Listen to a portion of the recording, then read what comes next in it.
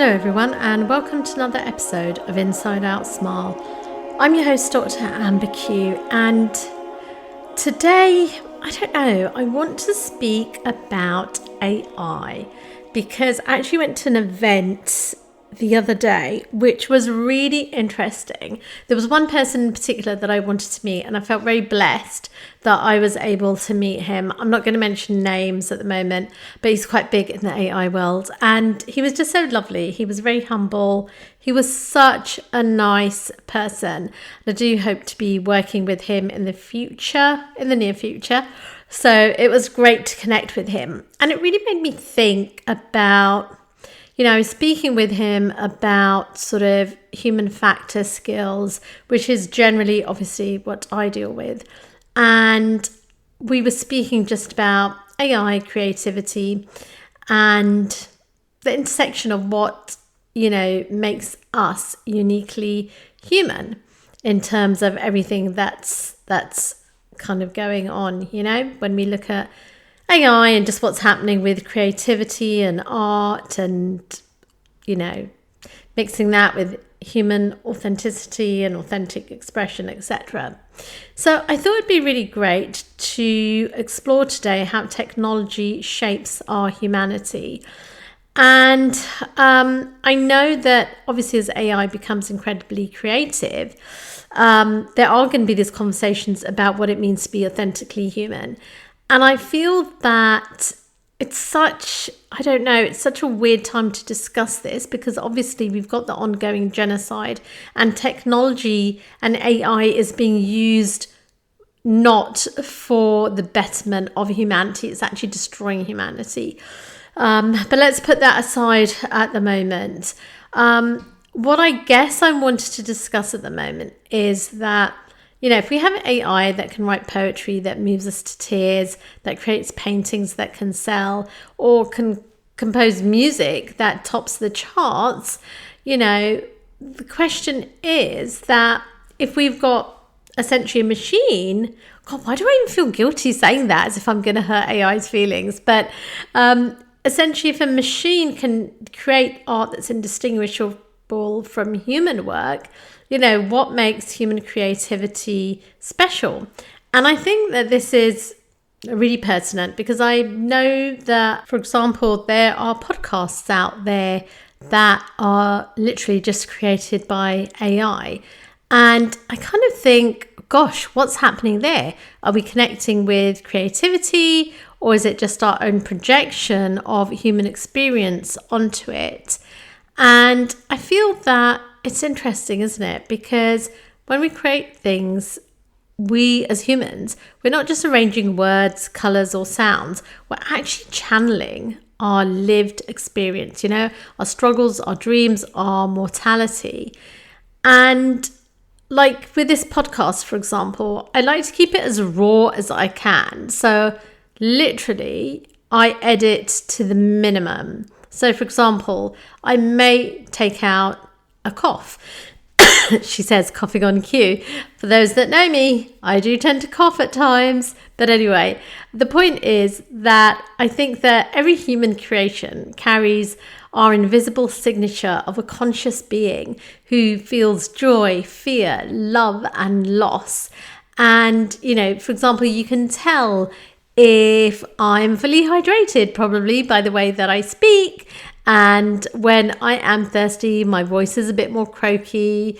And I don't know, I just feel that, you may have AI that can create something that sounds authentic, but it doesn't experience the emotions that we do. It doesn't experience the heartache that we do, and the emotions that we create from experiencing that emotional terrain itself.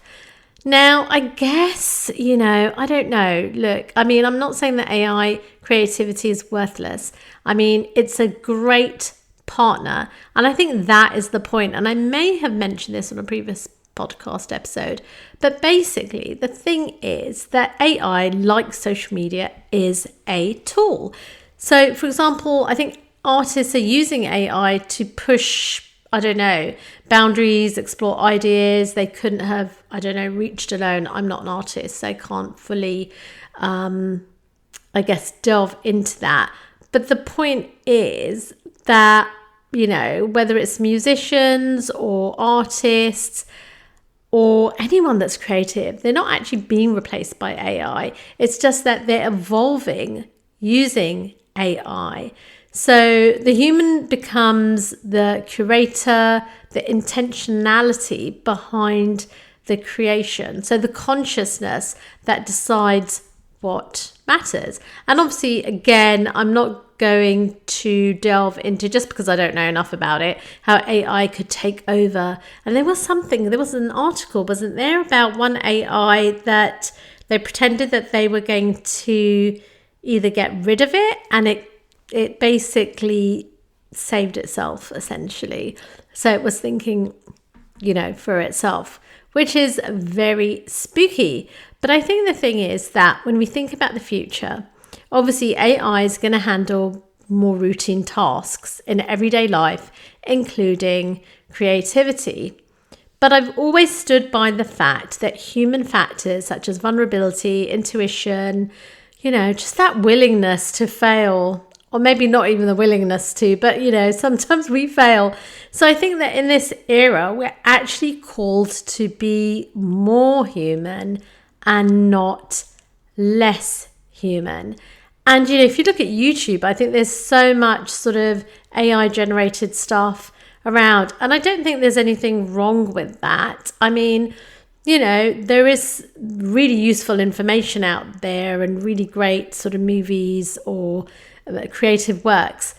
But the point is, don't we just all, I mean, isn't the whole point that we're all disconnected and we want to be more connected to each other? And so, you know, that messy, imperfect, deeply personal human voice, no matter how emotionally intelligent AI gets, I think it's just going to become, you know, human is just going to become more precious.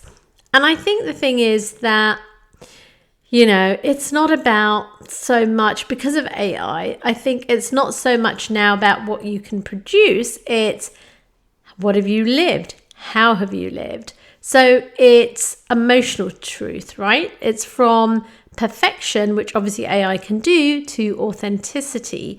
And I'm not saying that, you know, skill set doesn't matter, artistry doesn't matter. But I think the thing is that the most powerful work, I think, is now going to become from that intersection between skill and soul, right? And soul.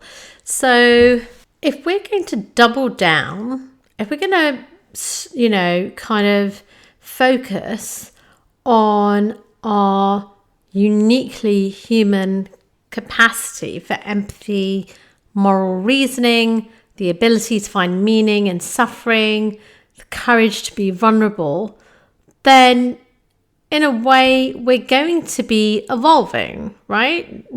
So it's not about extinction, it's about evolution. And the thing is that if we want the future generations to create with purpose, with heart, with full weight of the human experience, they need to develop uniquely human skills: storytelling, emotional intelligence, ethical reasoning, cultural insight, all the inner skills that I speak about. And the question is that, you know, we will be looking at our lives thinking, what is it in your experience that gives you a unique perspective, right?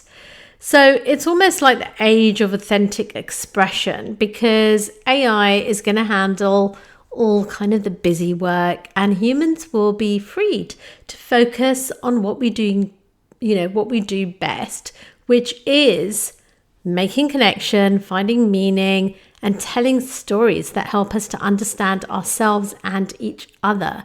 So in a way, you know, it's, as I said, it's about humans who can work with AI as a tool while remaining authentically human, right?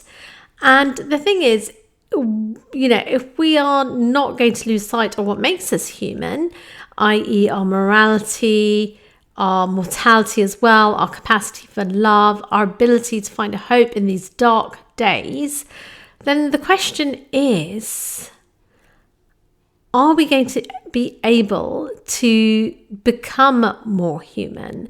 Because at the moment, it's as if the world is less human with the genocide and all the abuses that are happening to humans. You know, AI is already here. It's not about whether it's going to change the world. It already has changed the world. But if we want to look at ourselves as humans who are unique, irreplaceable, and necessary, we need to become more human rather than less of the cyborgs that are always kind of, hooked into our devices.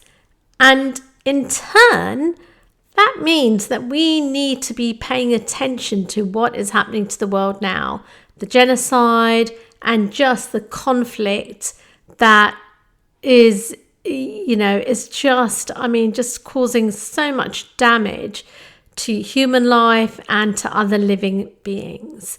So, yeah, I hope this episode makes sense, because it's everything that I've been thinking about with my kind of AI adventures recently.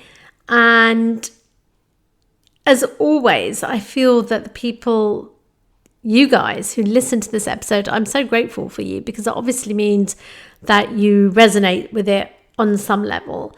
And I think that just means that we are more human. My listeners are more human.